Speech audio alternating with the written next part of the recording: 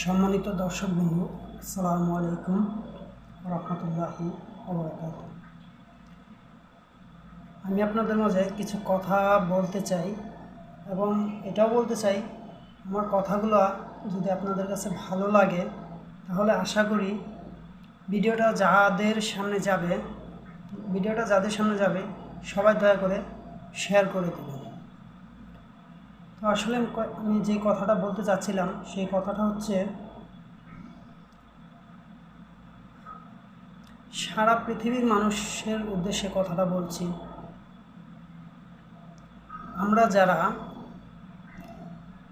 পুরুষ হোক বা মহিলা হোক, সবার কথাই বলছি, আমরা যারা ঘরে স্ত্রী রেখে বা স্বামী রেখে বাইরে কোনো সম্পর্ক করে থাকি, তাদের উদ্দেশ্যে আমি কথাগুলো বলছি।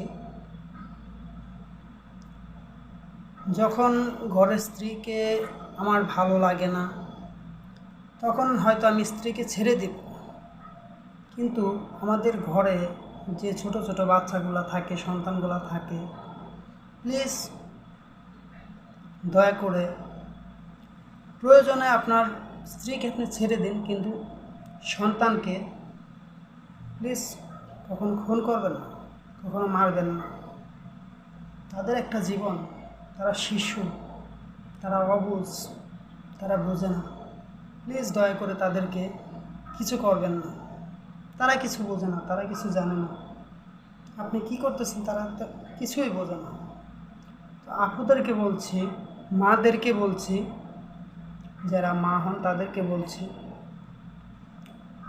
আপনারাও প্লিজ দয়া করে অন্যজনের সাথে সম্পর্ক করে প্লিজ ঘরের সন্তান, নিজের পেটের সন্তানকে প্লিজ কিছু করবেন না। আমার এই কথাগুলো সারা পৃথিবীর মানুষের উদ্দেশ্যে বলছি। প্লিজ দয়া করে এমন কিছু করবেন না যাতে আপনার সন্তান দুনিয়া থেকে চলে যায়। ভুল থাকলে আপনার আছে, কিন্তু আপনার নিষ্পাপ শিশু, নিষ্পাপ সন্তানের তো কোনো ভুল নেই। আপনার যদি ইচ্ছা না করে, সন্তানদের বাবার সাথে সংসার না করতে, সন্তানদের বাবাকে ভালো না লাগে, তাহলে আপনি তাদেরকে ছেড়ে চলে যান।